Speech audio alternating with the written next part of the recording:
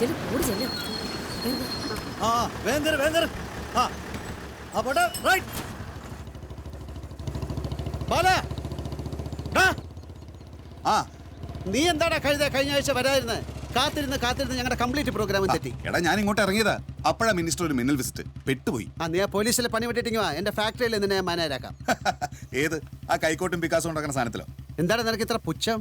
നീ വന്ന് നോക്ക്, ഭയങ്കര പ്രോഗ്രസ്സാ. നില ഒഴാനും പുല്ല് പറിക്കാനുള്ള യന്ത്രങ്ങൾ വരെ ഉണ്ടാക്കി തുടങ്ങി. ഈ പാലക്കാട് ജില്ലയിലല്ല ഇത്രയും നല്ലൊരു സ്ഥാപനം എന്ന് നീ പറയുന്നല്ലേ? ഞാൻ മാത്രമല്ല, അഗ്രികൾച്ചർ യൂണിവേഴ്സിറ്റിയിലെ പ്രൊഫസറെ പീതാംബര സാറ് വന്ന് എന്നെ കണ്ട് തോളി തട്ടിയിട്ട് പറഞ്ഞു, I am proud of you my son എന്ന്. അറിയാം എടാ, ഒരു വിഡ്ഢി സ്വയം പുകഴ്ത്തും, ഒരു ബുദ്ധിമാൻ വിഡ്ഢിയെ പുകഴ്ത്തും. നിന്റെ കാര്യത്തിൽ രണ്ടും കറക്റ്റ്. മാനേജരാക്കാന്ന് പറഞ്ഞ് ഞാൻ തിരിച്ചെടുത്തു. നീയൊക്കെ പോലീസ് ഇൻസ്പെക്ടറായി ജമ്മം പാഴാക്കുന്നതല്ല. എന്നിട്ട് പരിപാടികൾ പറ, എന്തായി? ഒക്കെ ഗംഭീരമായി പ്ലാൻ ചെയ്തിട്ടുണ്ട്. കുറെ കാലമായിട്ട് പൂട്ടിക്കിടന്നല്ലേ, അതുകൊണ്ട് വീണ്ടും തുടങ്ങുമ്പോ ക്ലബിന്റെ പേരൊന്ന് മാറ്റണം. ഉദ്ഘാടനത്തിന് നൃത്യങ്ങൾ, തിരുവാതിരകളി, നാടകം. പ്രൊഫഷണൽ ഒന്നുമല്ല, നമ്മുടെ നാട്ടിലെ കലാകാരന്മാരും കലാകാരികളും. നടന്നു തന്നെ. എടാ, നീ നാട് വിടുന്ന കാലത്തുള്ള കേരളം അല്ലത്. വല്ല മിമിക്രിയോ സിനിമാറ്റിക് ഡാൻസോ ബുക്ക് ചെയ്യും. അല്ലാതെ നാടൻ റിഹേഴ്സൽ എന്ന് പറഞ്ഞാൽ അവിടെ ആളെ കിട്ടില്ല. മാത്രമല്ല, അതൊക്കെ പഴഞ്ച ഏർപ്പാടാ. നമുക്ക് ആ പഴഞ്ച ഏർപ്പാടുകൾ വീണ്ടും കൊണ്ടുവരണം പാല. അതൊക്കെയല്ലേ നമ്മുടെ സംസ്കാരം, നമ്മുടെ മണ്ണ്, നമ്മുടെ കാറ്റ്, നമ്മുടെ നാടൻ കല. ഓ മതി. എന്തു പറഞ്ഞാലും നമ്മുടെ മണ്ണ്, നമ്മുടെ കാറ്റ്. എടാ, നിനക്കാരെങ്കിലും നൊസ്റ്റാൾജിയിൽ കൈവശം തന്നുണ്ടോ? സന്ധ്യക്ക് നീ അമ്പലപ്പറമ്പിലോട്ട് വാ. ഈ നാടിന്റെ പൊതുവികാരം അപ്പം നിനക്ക് മനസ്സിലാവും. ശരി.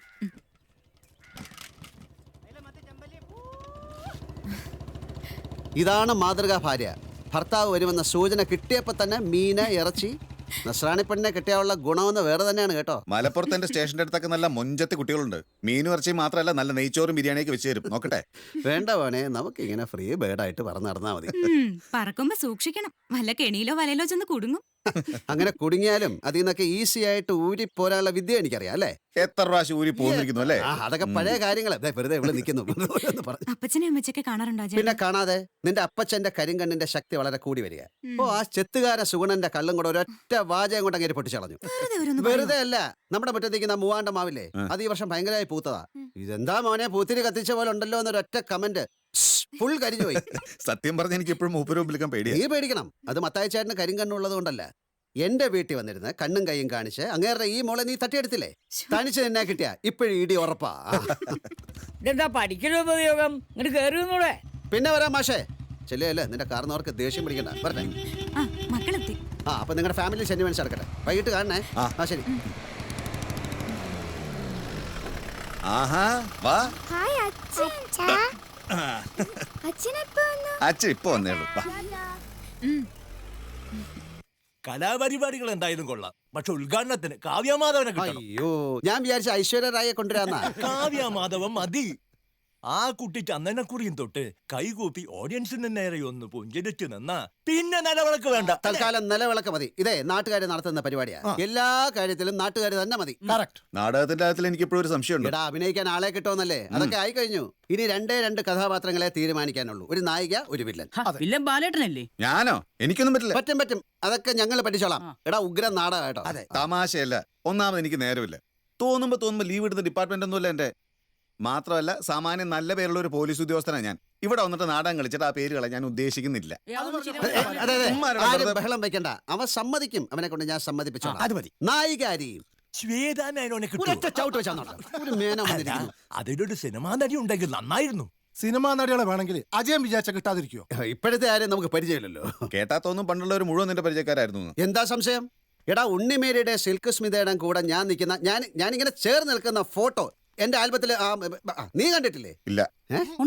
പിന്നില്ലാതെ. എടാ, കാശ് കൊടുത്താ കരീന കപൂറിന് ഉമ്മ കൊടുക്കുന്ന ഇപ്പൊ ഫോട്ടോഷോപ്പിൽ ചെയ്ത്. അതിപ്പോ ഞാൻ പറയുന്ന 10-20 കൊല്ലം മുമ്പാ. അന്ന് അവിടെ ഫോട്ടോഷോപ്പ്. പിന്നെ സിനിമാ നടികൾ പോട്ടെ, അതിലും എത്രയോ സുന്ദരിമാരായ കാമുകിമാരുണ്ടായിരുന്നു എനിക്ക്.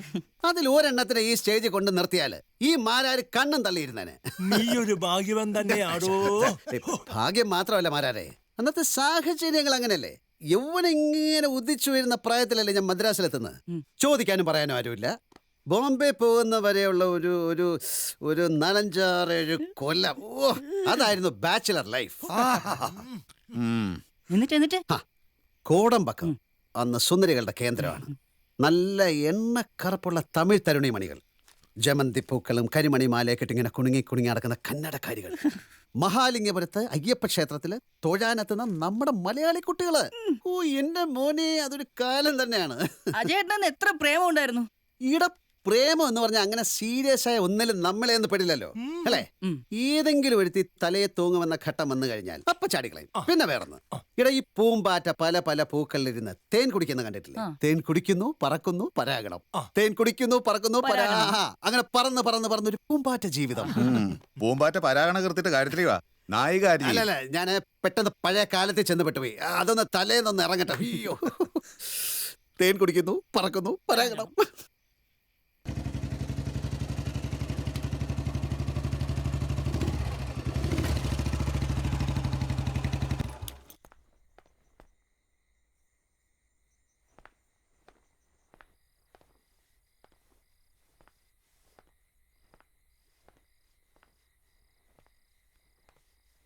മറ്റേ പാർട്ടി എവിടെ പോയി.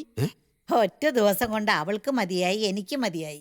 ഈ മാസത്തെ ശമ്പളം മുഴുവൻ വാങ്ങിച്ചോണ്ടാ പോയത്. എന്നാലെന്താ, പോയി കിട്ടിയല്ലോ. നീ എന്തിനാ കറങ്ങി കറങ്ങി ഇവിടെ നിൽക്കുന്നത്? അമ്മായി വിളിച്ചിട്ട് വന്നതാ. എനിക്ക് കുറുന്തോട്ടി ഇട്ട് കുറച്ച് എണ്ണ കാച്ചാനുണ്ടായിരുന്നു. ആ പണിയൊക്കെ നേരത്തെ കഴിഞ്ഞതാ. പിന്നെ ഓരോന്നും എടുത്തും പിടിച്ചും ഈ നേരായി. നീ അവിടെ വീട്ടിലൊന്ന് ആക്കി കൊടുക്ക്. നിനക്ക് രാത്രി ആവുന്നതിന് മുമ്പ് വീട്ടിൽ പോയിക്കൂടെ? ആ പാടൊന്ന് കടത്തി വിട്ടാ മതി, അവള് പോയിക്കോളൂ. വന്നാട്ടെ. ഇനി ഒരു വേലക്കാരെ നിർത്തുന്നതിനെ പറ്റി ചിന്തിക്കണ്ട കേട്ടോ. അമ്മായി കോല് മുറിച്ചിട്ടു.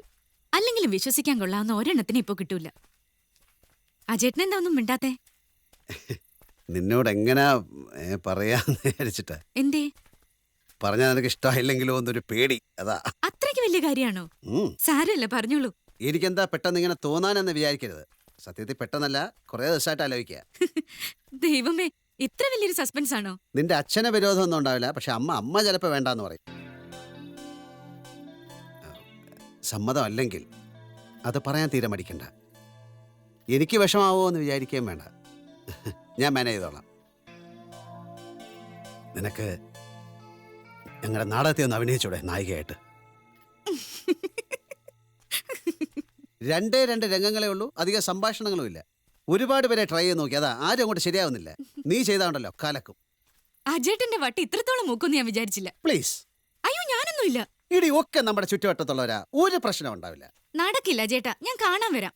നാടകം ബോറാണെങ്കിലും കൈയടിക്കാം.